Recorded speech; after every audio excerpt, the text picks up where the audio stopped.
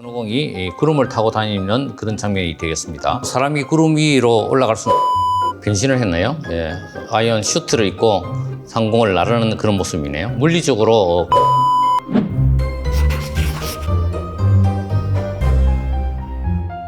저는 울산대학교 기계공학부 안경근 교수이고요. 기업혁신 플랫폼 미래모빌리티 사업단의 단장을 맡고 있습니다. 사람들이 상상하는 미래 탈 것의 모습들이 영화에서 많이 묘사가 되어 있는데요. 영화 속에 등장하는 모빌리티를 살펴보고 실현 가능한지 또는 불가능한지 그런 것들을 한번 리뷰해보는 시간 갖도록 하겠습니다.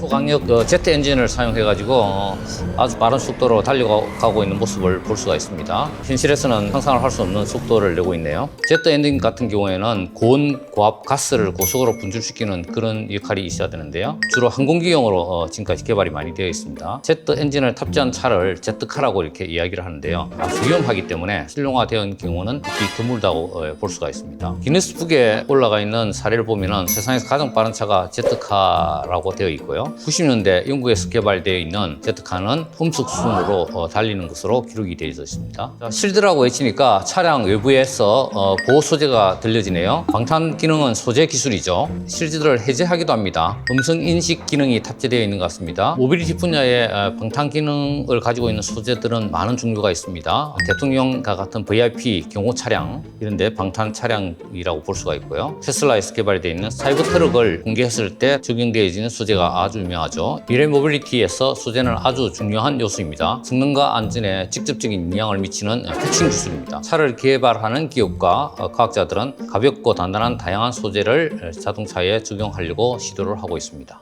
방금 본 이 장면에서는 변신을 하고 있는 모습을 볼 수 있네요. 영화라 그런지 지금 착륙한 기술보다도 굉장히 정교한다는 것을 알 수가 있네요. 운전자가 없는데 자동으로 호출되는 자율주행 기능도 들어가 있습니다. 주행이 5단계가 있는데 여기서 보여지는 것은 본인이 알아서 판단을 해가지고 원하는 위치까지도 장애물을 회피해서 갈 수 있는 5단계 레벨인데 현재 테슬라 차량에서 자동 호출 기능이 들어가 있습니다. 이 기능은 자율주행 2.5에서 3단계 정도 평가가 되고 있고요. 그리고 중국에서는 운전자 없는 택시도 도입이 되고 있습니다.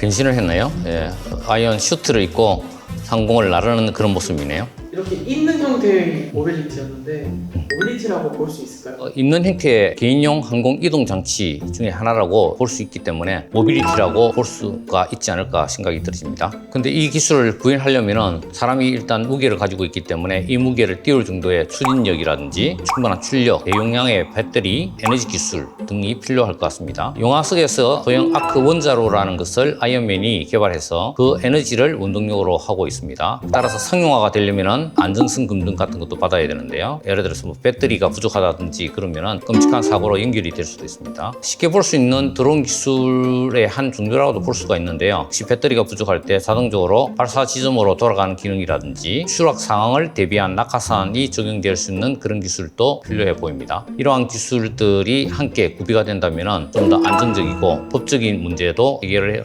해나갈 수 있지 않을까 생각이 들어지네요. 물리적으로 이게 가능할까요? 물리적으로 거의 불가능하다고 볼 수가 있습니다. 그렇지만 이동 수단으로서 기능만 본다고 하면은 어느 정도 가능할 걸로 생각이 들어집니다. 아크 원자로 같은 기능은 안 되지만은 엔진의 힘으로 사람을 띄울 수 있는 정도의 드론 장치들은 현재 개발이 되어 있고 지금도 가능한 기술이라고 볼 수 있습니다.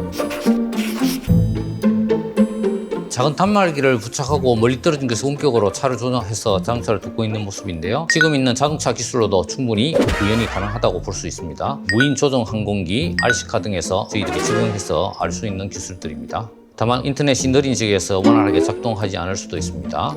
방금 장면에서는 정지 가능한 호버링 기능을 가지고 있는 이동장치를 볼 수 있습니다. 대표적으로는 헬기 드론 등이 있었는데요. 드론 중에서 물속에서도 기동이 가능한 장치가 있어서 이 영상에 나온 것과 다른 형태라면 현실에서도 적용이 가능할 것으로 보여집니다.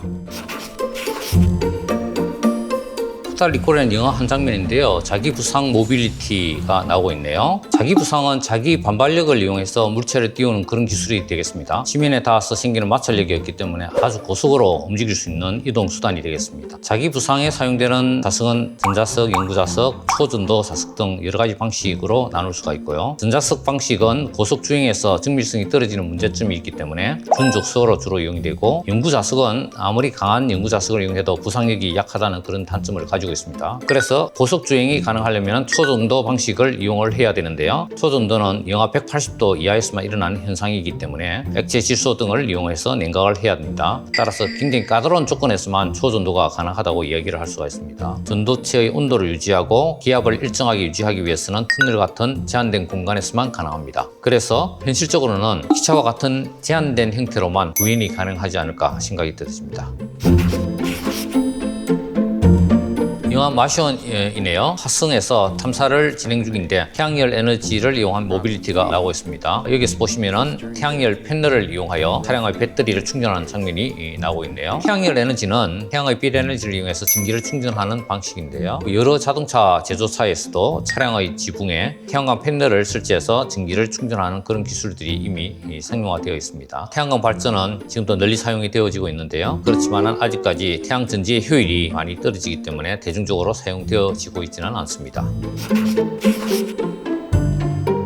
드래곤볼 이름 많이 봤을 것 같은데요. 어릴 때 손오공이 구름을 타고 날아다니는 장면이네요. 아쉽게도 사람이 구름 위로 올라갈 수는 없습니다. 불가능한 기술로 보입니다. 그렇지만 이것이 가능하다고 상상해보면 아주 행복해질 것 같습니다. 언젠가 이 기술이 구현이 되는 날이 오면 좋겠습니다.